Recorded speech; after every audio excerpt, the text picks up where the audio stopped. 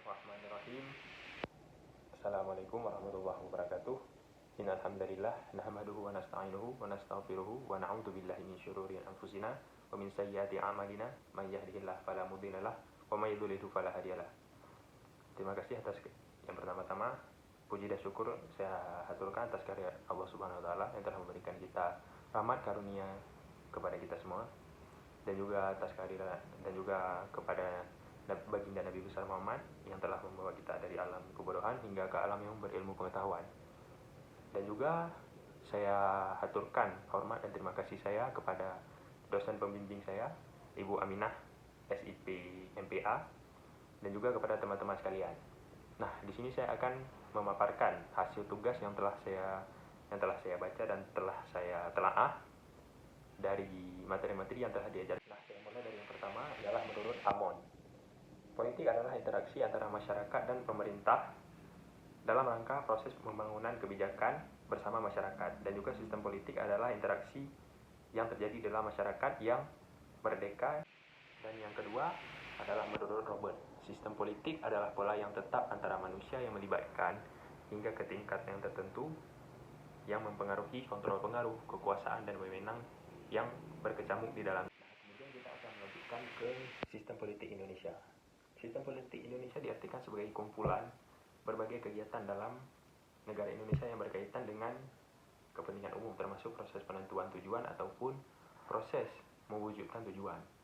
Nah, di bawah itu juga ada subsistem politik.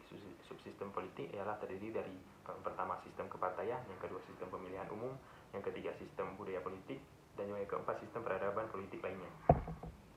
Nah, di Indonesia saat ini sedang memakai sistem politik demokrasi, ataupun di dalamnya terdapat legislatif, yudikatif, dan eksekutif. Dan kemudian kita akan membahas tentang sistem politik yang pernah dianut di Indonesia, yaitu yang pertama ialah sistem kerajaan. Sistem kerajaan tentunya berlaku hanya di daerah kerajaan, dan juga sistem ini berlaku pada masa prakolonial ataupun sebelum masa penjajahan.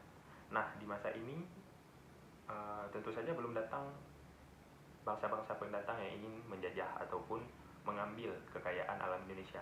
Nah, pada masa ini agama yang mendominasi adalah Hindu, Buddha, dan Islam. Dan yang kedua adalah pada masa kolonial. Pada masa ini datanglah para penjajah. Mulailah para penjajah datang seperti Belanda, Jepang, dan lain-lainnya. Nah, pada masa ini mereka tidak hanya berdagang ke Indonesia, tapi juga menduduki wilayah kapabilitas kepemimpinan yang saat itu memegang wilayah Indonesia, dan mereka mengambil alih sehingga kepemimpinan itu tidak lagi bersifat vertikal, tetapi sudah tidak jelas arahnya. Nah, yang ketiga adalah ada sistem yang bernama demokrasi liberal. Pada masa ini dikenal dengan masa politik demokrasi yang bebas, sehingga mulai muncullah para aparat negara yang loyal pada masyarakatnya, sehingga masyarakat dengan mudah memberikan tuntutan ataupun tuntutan yang bebas, tanpa adanya teror, tanpa adanya pemaksaan, tanpa adanya pendapat yang bukan datang dari hati nurani mereka masing-masing. Dan kemudian ada yang keempat, sistem demokrasi terpimpin. Banyak batasan yang dilakukan pada masa ini, terutama pada tahun 1959 hingga pada tahun 1965. Pada masa ini dikuasai oleh keterlibatan militer yang sangat mendominasi, sehingga tidak adanya ruang gerak bagi masyarakat untuk berpendapat ataupun memberikan aspirasi mereka, sehingga tidak terjadinya pertumbuhan yang baik di negara ini. Dan yang kelima ada masa demokrasi Pancasila. Nah, pada masa ini berbanding terbalik dengan sistem demokrasi terpimpin. Masa demokrasi Pancasila sangat menjunjung tinggi kebebasan berpendapat, ataupun yang dulunya pada masa demokrasi terpimpin sangat ditahan, sangat ketat, tidak bisa berpendapat. Pada masa ini kembali longgar dan diberikan kebebasan berpendapat kepada masyarakat. Karena demokrasi Pancasila ini sangat menjunjung nilai-nilai luhur Pancasila, sehingga